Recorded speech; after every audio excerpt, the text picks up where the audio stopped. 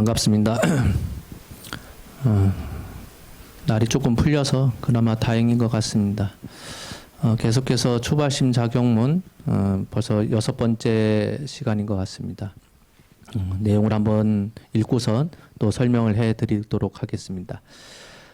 대중방에 거처할 때 서로 양보하여 다투지 말고 서로 돕고 보호하며 옳고 그름을 논쟁하여 승부 가리기를 삼가해야 한다. 이제 요즘 들어서야 이제 스님들도 이제 개인 방사를 조금씩 이렇게 배정을 하고 하는데, 보통은 그 대중들이 기거할 때는 이렇게 큰 방에서 다 같이 합숙 훈련처럼 그냥 그렇게 지내는 겁니다. 강원이나 선원도 마찬가지고 몇몇 스님들 빼놓고서는 다 대중방에서 다 같이 잠자리를 갖죠. 큰 절에서도 이제 소임자 몇 명 빼놓고는 다 같이 대중생활을 대방에서 생활을 하는데, 그러다 보니까 뭐 각각의 그 자는 그 뭐라고 해야 되나 그 잠자리 가질 때 그 습관이 다 다르죠. 특히 강당 같은 경우는 아무리 큰 방이라 하더라도 그 방 안에 40명, 50명씩 들어가서 잠을 자다 보면은 칼잠을 잘 수밖에 없어요. 근데 뭐 큰 방에서 뭐 두세 명 지낸다 하더라도 옆에서 코를 골면은 잠을 잘 이룰 수가 없죠. 근데 그런 와중에 바로 칼잠 자면서 내 귀에다 대고서 계속 코 골면은 그 뭐 하루 이틀도 아니고 잠자는 게 굉장히 힘들죠. 저도 이제 해인사 치문반 들어갔을 때 제 바로 옆자리에 그 스님이 그 코를 그렇게 심하게 불었거든요.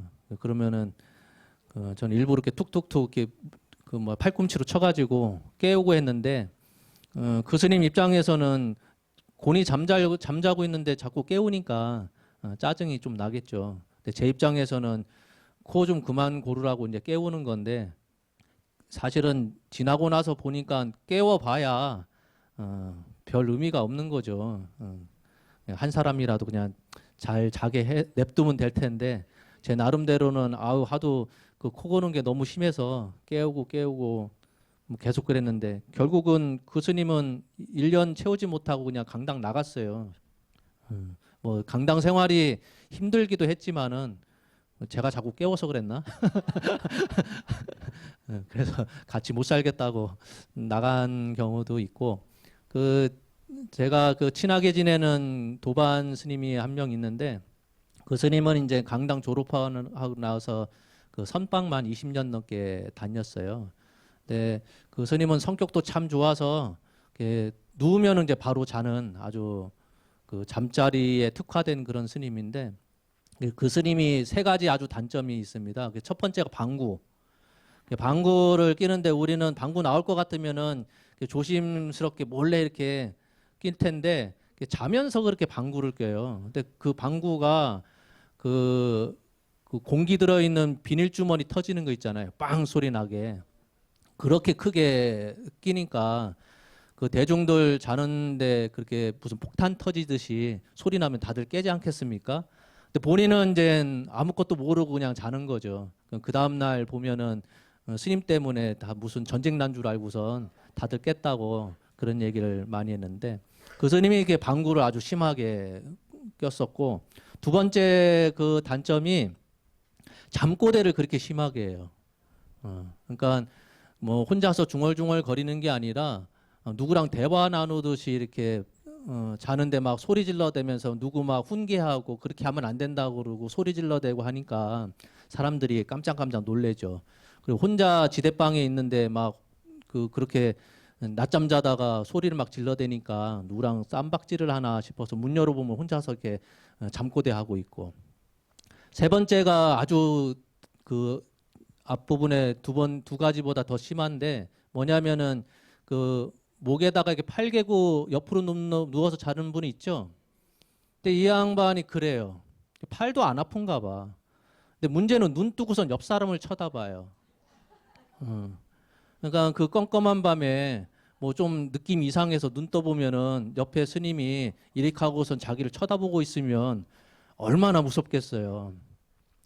전에는 이제 대방에서 뭐 그렇게 30명, 40명 자고 그랬었는데 그 스님이 이제 선방에 오래 다니다 보니까 선방도 결국은 개인 방사를 잘 주지 않는데 요즘 들어서는 그래도 개인 방사를 조금씩 이렇게 배정을 하고 그러는가 봅니다.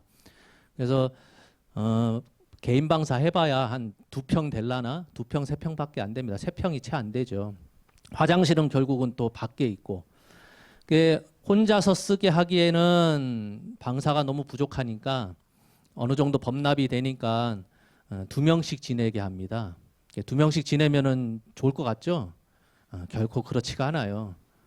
왜냐하면은 그 좁은 2평도 안 되는 방에 2명 누워 있으면 같은 도반이라고 해도 사실은 불편하고 그런데 그렇게 범납 딱 맞춰가지고 도반끼리 재우게 하거나 그러진 않거든요. 선방은 전국에서 각각 공부하려는 스님들이 막 모이다 보니까 그 스님이 자기보다 범납이 조금 한참 낮은 그런 스님과 같이 방배정을 받았는 것 같아요.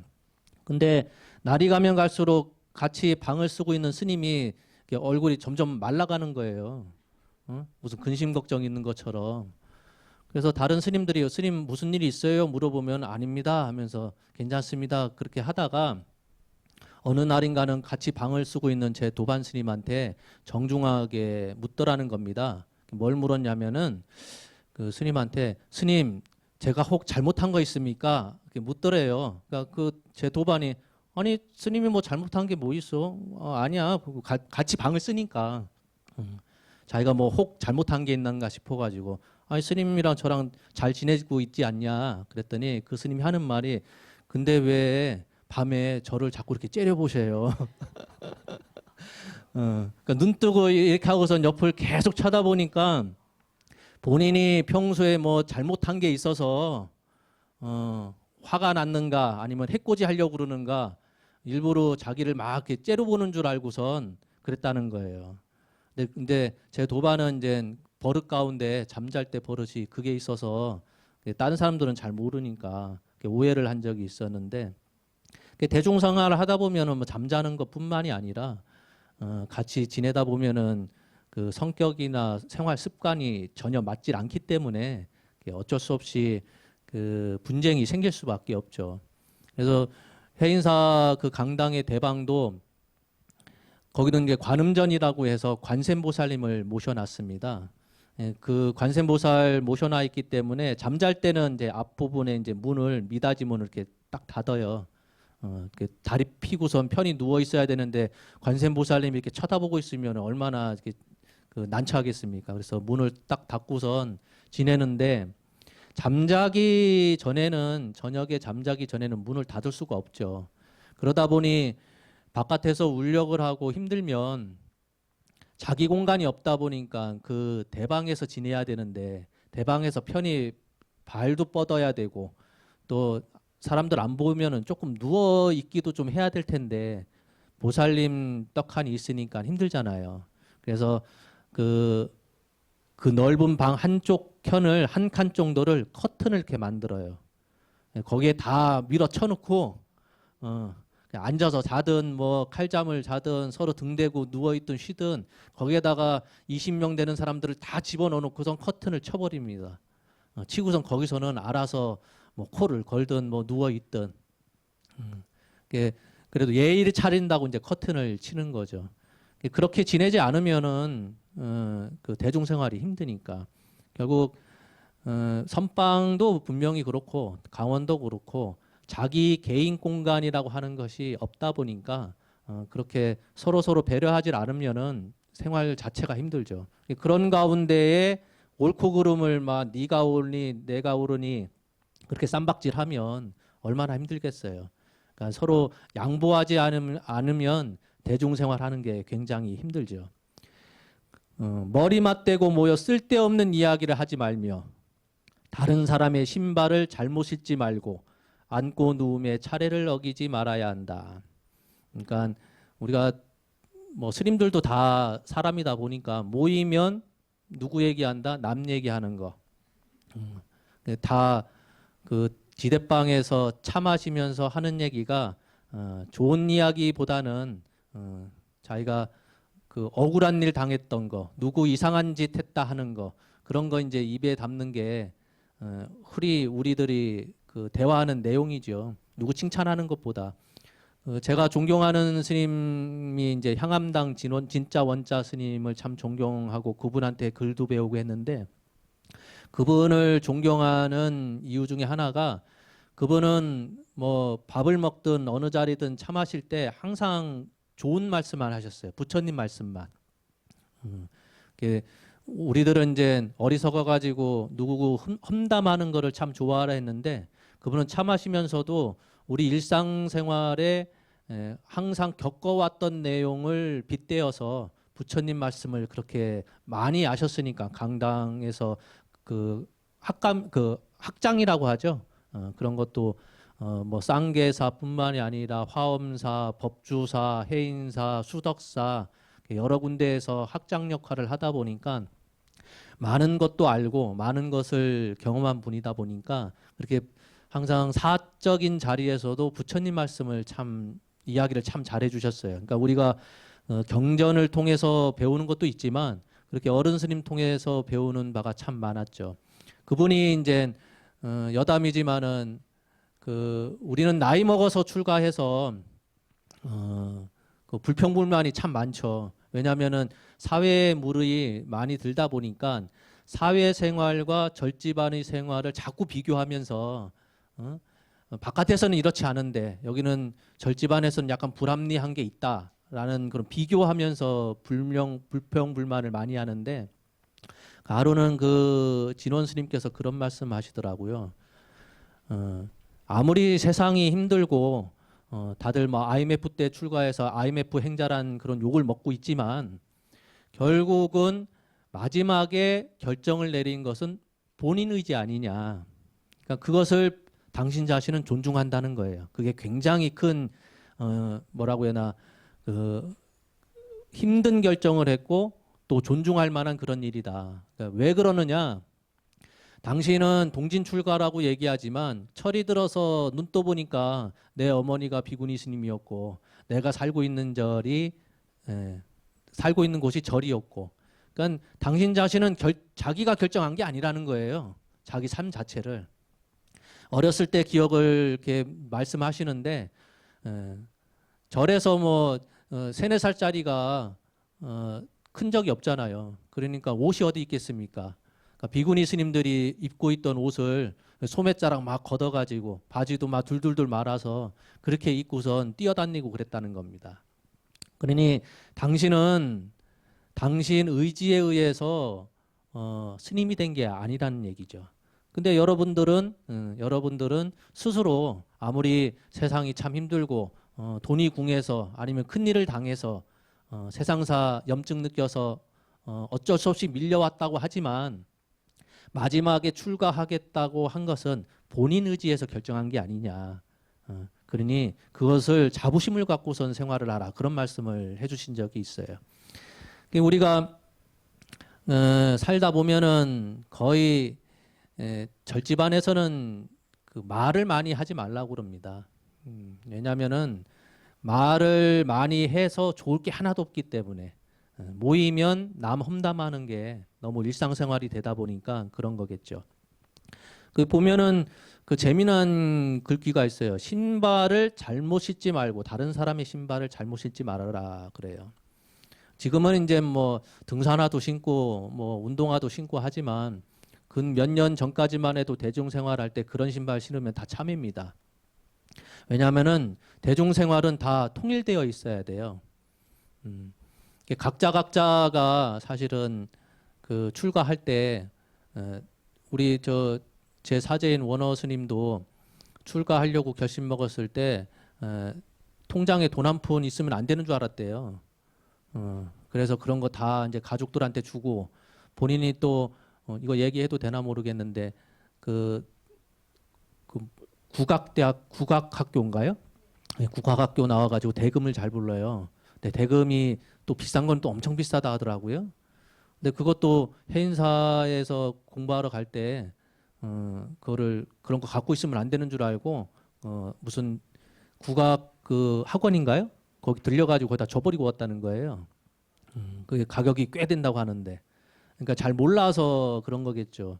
근데 이래저래 똑똑한 어떤 분들은 자기가 그런 거 다 내놓으면 안 된다는 걸 알고 꼭꼭 잘 숨겨가지고 갖고 출가하시는 분들도 있는가 봅니다.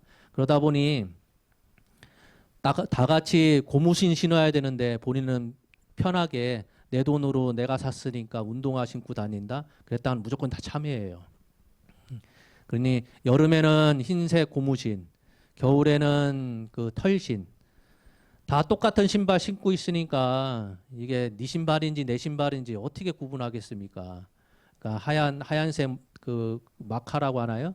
그걸로 이제 근사한 신발이라는 표시하려고 나이키 모양 이렇게 딱 그린다든가, 아니면 이모티콘처럼 자기만 볼 수 있는 뭐 점을 찍는다든가, 캐릭터 같은 거를 그려 놓는다든가, 그렇게 해서 자기 신발을 잘 구분을 하죠. 그래서 보통은 그 대중방 보면 그 신발로는 댓돌에다가 뭐라고 글씨를 써서 붙여 놓냐면은 조고각하라는 말을 써놔요. 하도 신발 벗고 신으면서 자기 신발 이렇게 툭툭 던져놓고선 이렇게 방 안으로 들어가니까, 여러분들도 보셔서 아시겠지만은 신발을 가지런히 벗고자 이렇게 의식을 하지 않으면 그냥 벗고선 뒤돌아보면은 그 신발이 삐뚤빼뚤 되어 있죠. 그래서 그렇게 하지 말고 가지런히 벗어놓으라는 뜻에서 그 밑에다가 조고각하, 자기 발 밑을 한번 돌아보라, 그런 의미로 쓰는데, 사실은 그런 말이 나온 게 근래에 나온 게 아니라 그 중국의 송나라 때 나온 말이에요. 송나라 때 법연선사라는 분이 계셨는데, 오조 법연 스님, 송나라 때 오등회원이라는 책이 있습니다. 오등회원이라는 책이 있는데, 그게 이제 선의 대의에 대해서 밝힌 입문서, 선 공부하시는 분들이 의례에 읽어야 되는 입문서처럼 통용됐던 오등회원이라는 책이 있는데, 그 안에 삼불야화라는 이야기가 있어요. 석삼자에다가 부처님 불자. 그러니까 오조 법연 스님의 제자가 여러 명 있긴 한데 그 중에 유명한 제자가 3명이 있었는데 다 부처 불자가 다 들어가요. 불감 해근, 그 다음에 불과 극근, 불안 청원. 그래서 3분이 다 불자가 들어간다고 해서 유명하니까 오조 법연 스님의 삼불 제자, 그렇게 통용돼서 불렀는데, 거기에 재미난이라고가 있어요. 그 법연 스님이 3명의 제자랑 이제 아주 컴컴한 밤에 걸어가고 있는데 바람이 세차게 불지 않겠습니까? 지금이야 뭐 가로등 있고 하니까 그 불빛 따라서 가면 될 텐데, 껌껌한 밤에 달빛도 없는 그런 산골짜기 걸어가면 등불 하나 켜고 가야 되지 않겠어요? 등불을 딱 켜고 가는데 바람이 너무 세차게 불다 보니까 등불이 딱 꺼져버렸어요. 꺼져버리니까 그 법연 스님이 제자들한테 묻습니다. 이제 어떻게 해야 되겠느냐? 그러니까 첫 번째 불감 해근 스님이 뭐라고 이제 답변을 내리냐면은, 미친 듯 채색 바람이 춤을 추니 앞이 온통 불습니다. 그렇게 대답을 했어요. 그리고 3번째 제자인 불안 청원 스님은 쇠로 만든 뱀이 옛길을 가로질러 가는 듯합니다. 그러니까 바람이 이리 불었다 저리 불렀다 막 하니까 그런 걸 이렇게 식구로 표현을 했겠죠. 그 2번째 불과 극근 스님이 마지막으로 대답했는데, 그분은 뭐라고 했냐면은 간각하, 발밑을 잘 봐야 됩니다. 그렇게 대답했다는 겁니다. 그래서 어느 날인가는 그 불감 해근 스님이 그 스승이신 법연선사한테 묻습니다. 세상에 가장 뛰어난 공부가 무엇입니까? 하니까 그 스승인 법연 스님이 하시는 말씀이 자기 발밑을 살피는 것이다, 그래요. 그러니 그 해근 스님이 알아듣지를 못하고선 자기 발밑을 잘 살핀다는 게 무슨 뜻입니까? 하니까 그 스승이 답변을 내리기를, 그대가 지금 걸어가고 있는 길, 그 길을 잘 살피지 않으면 넘어지고 다칠 수 있다. 마찬가지로 그대가 지금 하고 있는 일, 그 일을 잘 살피지 않으면 잘못된 길로 갈 수 있다. 그렇기 때문에 항상 자기 발밑을 잘 살피는 것이 가장 뛰어난 공부이다. 그런 답변을 내려주셨어요. 그래서 간각하, 볼간자를 이제 후대에 조고, 비추어서 돌아보라. 그런 의미 글자로 딱 바꿔치기 하고선 조고각하라는 말이 생겨났죠. 그러니까 그걸 삼불야화라고 합니다. 오등회원에 그런 이야기가 적혀져 있죠. 그러니까 자신을 돌아보고 자신의 행동을 주의 깊게 살펴야 한다. 그런 의미겠죠. 보통 그 공부를 하다 보면 우리가 어떤 그 체계적인 길이 있어가지고 단계별로 하나하나 나가면 참 좋을 텐데 조계종단에서는 간화선을 표방하다 보니까 화두 들고선 묵묵히 밀고 나가면 언젠가는 확철되어 할 것이다라고 얘기를 하는데 그 오늘 공부, 내일 공부, 1년 후의 공부에 대해서 체계적으로 계단식으로 되어 있으면 얼마나 사람이 접근하기가 쉽겠어요. 근데 그렇게 설명할 수 있는 바가 아니거든요. 그러다 보니 내가 공부를 열심히 잘 하고 있는지, 제대로 된 길을 가고 있는지, 어느 순간에는 꽉 막힐 때가 있죠. 답답한 그런 때가 있지 않겠어요? 예. 그럴 때, 딴 데를 자꾸 찾지 말고, 길을 찾지 말고, 자기 자신 한번 돌이켜봐라. 공부가 꽉 막히고, 뭘 해야 될지 모를 때, 어떻게 나아가야 될지 모를 때, 바깥에서 자꾸 길을 찾지 말고, 네 안에서 다 해답이 있으니까 자기 자신을 잘 돌이켜봐라. 그런 뜻이겠죠. 이게 뭐, 우리 불가에서 절집안에서만 통용되는 그런 얘기겠습니까? 살다 보면은, 온갖 일들을 많이 겪다 보니까 사람마다, 사회에서, 그런 일을 겪었을 때, 어떻게 해야 될지 막막할 때, 많은 분들이 친구들한테 의지하거나, 가족들한테 도움을 받아서 헤쳐나가는 분들도 계시겠지만은, 이래저래 길이 안 보일 때 차분하게 자기 자신이 어떻게 생활해왔고 어떤 일을 벌여왔고 차분히 돌이켜보면 그 안에서 다 길이 있다는 거예요. 그렇게 살면 되겠죠. 근데 사람이 그렇습니까? 항상 그 자기 자신이 어떻게 살아왔는지를 모르고 남 비판하기 좋아하고 남 비난하는 것이 일상생활이 되다 보니까 자기 잘못을 돌이켜보는 삶이 꼭 필요한 것 같아요. 보통 그 법연 스님이 그 연세 많이 드시고 나서도 공부와 관련돼서는 뭐 그렇게 제자들한테 딱히 체계적으로 가르친 적이 없는가 봅니다. 그래서 이제 연세가 많이 드셔서 어느 땐가는 이제 뭐라고 해야 되나 삶을 마감해야 되는 그런 때쯤이 다가왔는 것 같아요. 그래서 상담 법문을 하고 있는데 제자들이 이제 스승님께서 연세도 많이 들고 했으니 스승님이 평소에 선과 관련돼서 공부했던 바를 우리가 지금에 와서 묻지 않으면 다시는 들을 수 없겠다 싶어서 그 상담 법문을 할 때 제자들이 여쭙습니다.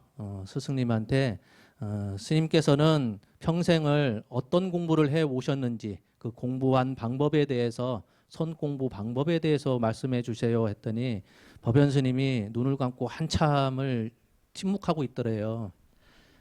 그러더니 고심을 하는 척 하다가 입을 띠는데 하시는 말씀이 나의 선이 어떤 것인지에 대해서는 내가 말로 표현하기 힘드니 비유를 하나 들어서 그러니까 재미난 이야기를 들어서 설명을 해보겠다 그래요. 그러면서 뭐 어떤 재미난 이야기를 하냐면은 밤도둑인 아버지가 그러니까 그 도둑놈이죠. 밤도둑 아버지가 이제 점점 나이가 먹어서 이제 꼬부랑 할아버지가 되니까 아들이 아버지 가업을 잇겠다고 밤도둑도 이제 그 가업인가 봐요. 아버지 가업을 잇겠다고 아버지한테 가업을 이을 수 있도록 기술을 전수해 주십시오 이렇게 부탁을 하니까 아버지가 고개를 갸우뚱하더니 도둑질도 타고나는 법이다. 내가 가르칠 것은 없지만 네가 가르쳐 달라고 하니 배워보겠다고 하니까 오늘 밤에 나를 따라라. 나를 따라와라 그렇게 얘기했겠죠. 내가 오늘 밤에 너희 집 담 한번 넘을 테니까 나 따라와서 배우라는 얘기겠죠, 보고서. 그래서 그날 밤에 아버지가 아들을 데리고 부잣집 담을 넘었습니다. 넘어가서 몰래 방에 들어가서 옷장을 열어보니까 비단 옷이 얼마나 많겠습니까? 아들한테 보자기를 펼치면서 저기 있는 비단 옷을 다 담아라. 아들이 정신없이 막 담는 거죠. 벌벌벌 떨면서 담아서 이제 옷장이 텅 비니까 옷장에 잠깐 들어가 있어라. 그러니까 아버지가 시키니까 배워야 되니까 옷장에 딱 들어가는 순간에 아버지가 옷장 문을 잠궈버리고선 도둑이야 소리 지르고선 당신을 내빼버린 거예요. 그러니까 자던 부잣집 사람들이 일어나가지고 도둑이야 소리를 듣고선 이방저방 뒤지다가 그 아들이 그 숨어있는 옷장이 있는 방에 왔겠죠. 근데 아들은 어찌됐든 도망가야 되니까 옷장 안에서 쥐가 상자를 갉아먹듯이 찌그득찌그득 이렇게 일부러 나 사람 아니다, 쥐 새끼가 들어있는 것이다라는 표현으로 살살살 긁고 있었는데 사람들에게 속습니까? 그래서 그 하인을 시켜가지고 옷장문을 열어보라 하니까 하인이 등불을 들고선 옷장문을 여는 순간에 등불을 입으로 훅 불어서 끈 다음에 도망 나온 거예요, 아들이. 도망 나와서 뜀박질을 하니 하인들이 잡아 죽이겠다고 쫓아오지 않겠습니까? 담을 넘으면서 돌덩이를 하나 들어서 우물가에다가 돌을 던져서 첨벙 소리 나도록 던진 다음에 하인들은 이제 우물가에 숨었는가 보다 싶어서 거기 찾는 동안에 몰래 이제 잘 빠져나왔겠죠. 나와가지고 아버지를 만나서 아니 아버지를 탓할 수밖에 없죠. 아버지한테 아니 어찌 이럴 수 있냐고. 그랬더니 물건 훔치는 재주는 스스로 터득해야 하는 법이다. 누가 가르쳐줘 가지고 배워서 되는 게 아니다. 네가 어떻게 해서 도망 나왔냐 했더니 쥐소리도 내봤습니다. 문을 여니 등불을 확 껐습니다. 도망가면서 자기 어디 도망가는지 모르게 하려고 우물에다가 돌덩이도 하나 던졌습니다. 그랬더니 다 배웠다는 거예요.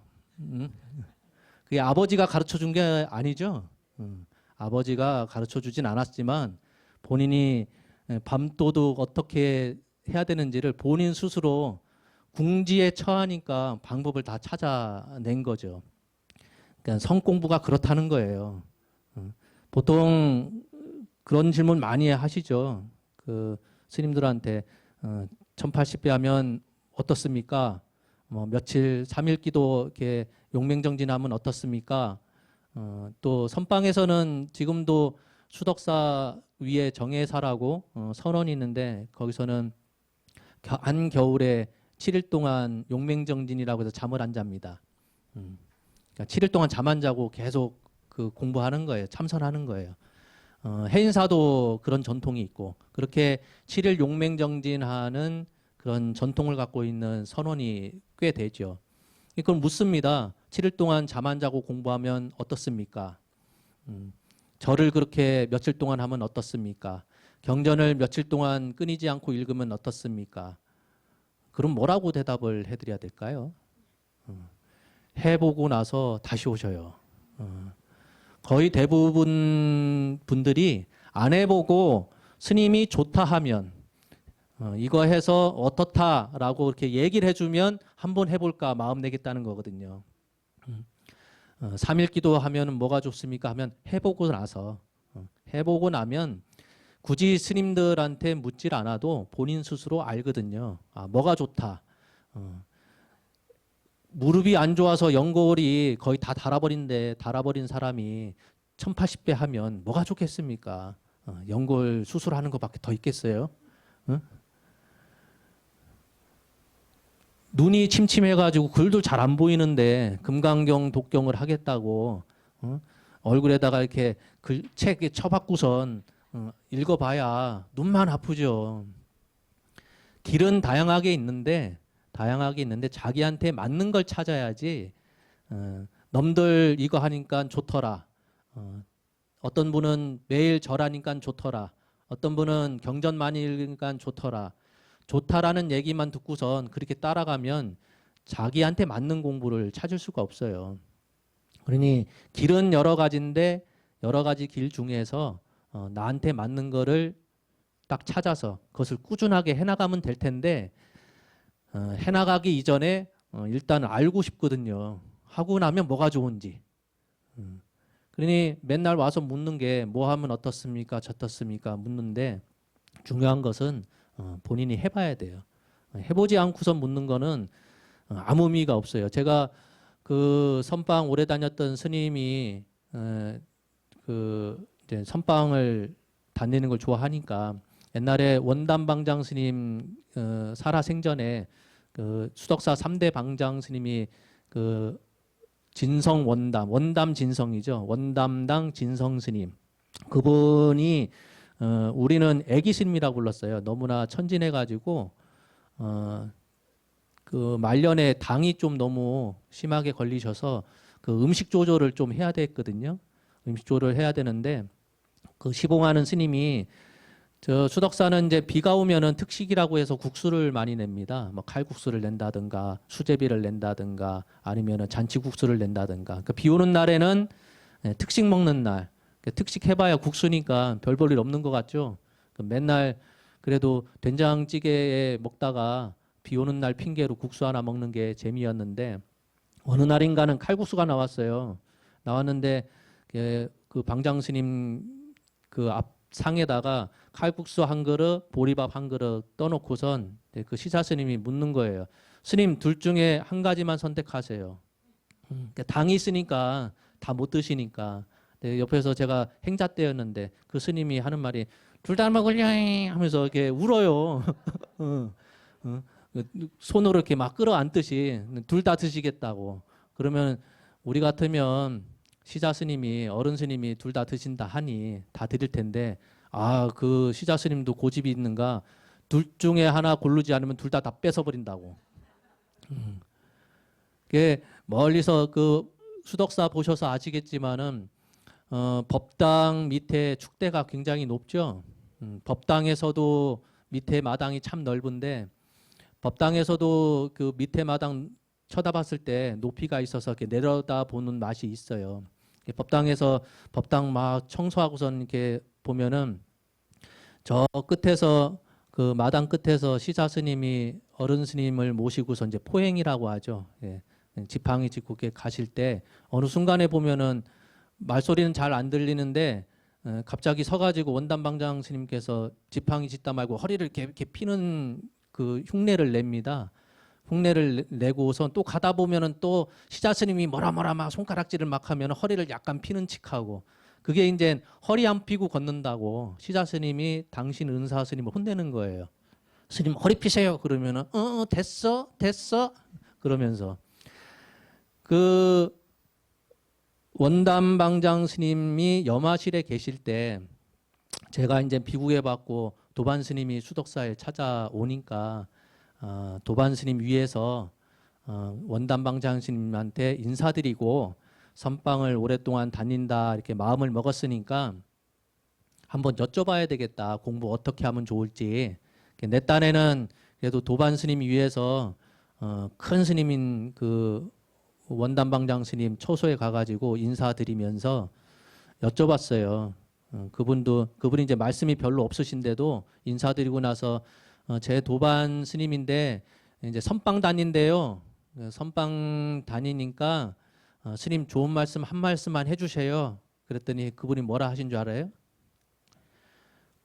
가보고 다시 와라. 인제 선방 간다니까 우리 같으면은 이런 거 조심하고 공부는 이렇게 하고 그렇게 여러 가지 말씀해 주실 텐데 당신이 씩 웃으시면서 가보고 다시 와라. 그게 섭섭한 게 전혀 아니거든요. 우리가 해보고 나서 본인이 공부하다가 막히는 게 있으면 그때 가서 이럴 때는 어떻게 하면 좋습니까? 이러한 일이 있는데 이런 거는 어떻게 제가 받아들이면 될까요? 라고 묻는 거지 해보지 않은 거에 대해서는 어느 누구도 대답해 줄 수가 없어요. 왜냐하면 똑같은 길을 가더라도 내가 간 길이 아니거든요. 그러니 결혼도 안 해본 사람이 스님한테 찾아와서 결혼을 할까요 말까요? 제가 결혼을 해봤어야지 알지. 어? 어떤 분들은 뭐 그런 분들도 계시더라고요. 진도분들 중에 그래도 열심히 생활을 하셔서 상가를 이제 몇 개 분양을 받으려고 하는데 이제 계약을 할까 말까 이제 며칠 고심을 했던가 봐요. 저한테 와서 준비는 다 됐는데 상가를 계약할까요 말까요 하길래 제가 속으로 그랬죠. 아니 내가 상가를 계약해 봤어야지. 그리고 위치가 어딘지 알아야지. 저 산골짜기에다가 상가라고 하고 분양 받아봐야 그게 되겠습니까? 시내 한복판 당첨이 돼도 장사가 될까 말까인데 어느 위치인지도 말씀 안 해주시고 어디 상가를 이제 이번에 계약하려고 다 준비 다 됐는데 도장만 찍으면 되는데 할까요 말까요? 그래서 하시라고 그랬죠. 대출 받아서 하는 거예요. 그랬더니 아니래요. 그 대출이 아닌 바에야 뭐 장사 잘 되면 좋은 거고 안 돼도 본전이니까. 물론 잘 안 되면 뭐 제욕할지는 모르죠. 아, 스님 믿고선 했는데 장사가 영 신통치 않다고 뭐 하면 뭐 어쩔 수 없는 거고. 근데 중요한 것은 삶의 방향성에 대해서는 어느 정도 얘기는 해줄 수 있지만 한 발짝 한 발짝 걸어나가는 그런 과정을 일일이 제가 저뿐만이 아니라 어떤 스님도 얘기를 못 해주거든요. 사람이 어떤 마음을 품고 살면 훌륭한 사람이 된다라는 것은 누구나 다 알고 있어요. 그런 얘기는 저도 할 수 있고 누구나 지나다니는 밤도둑 그런 사람들도 삶을 어떻게 살아야지 어떤 마음을 품고 살아야지 하는 건 다 알고 있습니다. 그렇지만은 같은 길을 가더라도 오늘 한 발짝 왼쪽으로 디딜까요? 오른쪽으로 디딜까요? 그거는 본인 스스로만 아는 거지 제가 왼쪽 가라고 해서 왼쪽 갈 분들이 있을까요? 결코 없어요. 스님이 왼쪽 가세요 해도 집에 가서는 가족들 머리 맞대고선 또 고심합니다. 상가 계약을 할지 말지. 아들이랑 상의하고 며느리랑 상의하고 이것저것 다 알아보는 거죠. 제가 찍으라고 해서 찍는 그런 분이 어디 있겠습니까? 결코 그렇지는 않죠. 오늘 뭐 여담을 슬쩍 많이 했는데 우리가 살면서 사람 사람마다의 기준이 다 다르죠. 세상 살면서 나는 세상을 이렇게 살아야 돼. 또 그 세상뿐만이 아니라 종교 생활을 통해서라도 또 자기 기준이 다 다릅니다. 또 어떤 분들은 그런 질문을 많이 합니다. 내가 제대로 가고 있는 길인지 아닌지 내 스스로 판단이 잘 안 선다고 하는 분들이 있어요. 그럴 때마다 제가 기준 하나를 내세우는 게 딱 한 가지입니다. 본인 스스로 어떤 일을 이제 해야 될 때 본인 스스로 되짚어 보면 된다고 그래요. 첫 번째가 뭐냐? 이 일을 해도 될지 말아야 될지. 스스로 고심해 보면은 내 스스로가 약간 멈칫멈칫 하면 그건 선을 넘는 경계선 위에 서 있는 거예요. 무슨 뜻인지 아시겠죠? 어떤 경계선이 눈에 보이는 경계선은 아닌데 내가 이 일을 해도 될까라고 의구심이 들면 그 경계선을 아직 넘지 않았어요. 경계선 위에 있는 거예요. 근데 두 번째, 일을 하고 나서 후회되는 거 있죠. 후회라기보다는 사람들이 내 친구가 몰랐으면 좋겠어. 내가 어쩔 수 없이 그 일은 벌어졌는데 내가 행하긴 했지만 내 가족도 좀 몰랐으면 좋겠고 그냥 아무도 모르게 그냥 쓱 지나갔으면 좋겠네라는 생각 들죠. 그러면은 경계선을 넘은 거예요. 세 번째가 뭐냐면은 거기서 멈추지 않고 어느 누구도 모르게 만들어야 되겠다. 그냥 가만히 있다가 알게 되면 어쩔 수 없는 거고 그렇지만 모르고 그냥 쑥 지나갔으면 좋겠다 하는 게 아니라 적극적으로 아무도 모르게 내가 일 처리를 해야 되겠어. 일은 벌어졌는데 어찌됐든 친구도 몰라야 되겠고 이웃도 몰라야 되겠고 가족도 몰라야 되겠고 아무도 모르게 내가 또 다른 일 벌여가지고 막아야지. 모르게 만들어야지. 그런 생각 들면 내 기준뿐만이 아니라 사회에서 만든 기준을 훨씬 넘은 거예요. 그러니 여러분들이 뭐 어떤 일뿐만이 아니라 어떤 말을 할 때도 그렇게 기준을 세워서 생각하시면 돼요. 이 말을 내가 했을 때 필요가 있는 말인지. 누가 그래요? 사람은 진정성 있게 살아야 된다.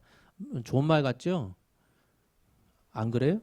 사람은 진정성이 있어야 된다. 진심을 다해서 생활해야 된다. 히틀러도 진정성이 있었어요. 예? 전쟁을 일으킨 독일의 히틀러도 진심을 다해서 전쟁 일으킨 사람이에요. 그러니까 그 진정성 자체가 문제가 아니라 진정성의 방점이 어디에 있느냐가 중요한 거예요. 밤도둑도 진정성이 있어요. 가족을 먹여 살리기 위해서. 성심성의껏 담을 넘은 사람이거든요. 근데 성심성의껏 진정성이라고 하는 방점이 어디에 있느냐가 중요하거든요. 그러니 다들 그렇습니다. 무엇을 어떤 직업을 갖든지 어떤 마음을 품든지 저는 열심히 살았습니다. 열심히 살았죠. 밤도둑도 열심히 살았고 전쟁 일으키는 사람도 열심히 전쟁 일으키고 있고 열심히가 중요한 게 아니라 열심이라고 하는 그 일을 어떤 방향성 갖고선 열심히 하느냐 그게 중요한 것 같습니다. 그러니 기도를 하더라도 그 방향성을 잘 잡고 기도를 해야지 오늘 하루 담을 2개 넘을 텐데 아무도 모르게 사뿐히 쥐려밟을 수 있도록 도움을 청합니다. 부처님께. 그게 되겠습니까? 그건 아니죠. 아닌 건 아닌 거예요. 그러니 어떤 행동, 어떤 말, 어떤 생각을 갖더라도 이런 말이 저 사람한테 도움이 되는 건가? 저 사람한테 상처를 주는 게 혹 아닐까?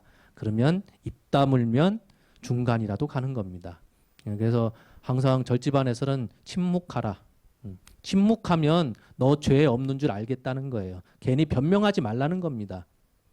나 무슨 일 했다, 나 좋은 일 했다 떠벌리고 다니지 말라는 거예요. 입 띄는 순간에 그 복덕이 다 날아가니까. 누구한테 도움을 줬든 누구한테 착한 일을 했든 내 스스로 만족하면 끝난 거예요.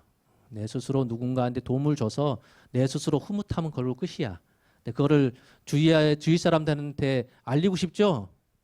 알리는 그 순간 복덕은 다 날아가는 겁니다. 그러니 침묵하라는 얘기가 딴 게 아니라 입 다물고 가만히 있는 게 침묵이 아니라 내 스스로 내 한 일에 대해서 변명하지 말라는 거예요. 자랑질하지 말고 내가 잘못을 지었을 때 변명하지 말라는 거거든요. 오늘 하루 또 열심히 사시면서 날이 이상하게 맨날 흐려요. 햇빛이 좀 들어야 좀 따뜻하고 할 텐데 좀 있으면 입춘입니다. 도심지는 모르겠는데 이 시골에서는 입춘을 한 해의 시작으로 보고 있습니다. 왜냐하면 이제 농사 준비해야 되니까. 그래서 새해 설도 중요시 여기지만은 항상 입춘을 새해의 시작으로 보고 있습니다. 그래서 입춘이 딱 일주일 남았어요. 봄이 온다 했으니 여러분들 마음속에도 봄이 빨리 왔으면 좋겠습니다. 감사합니다. 고생하셨습니다.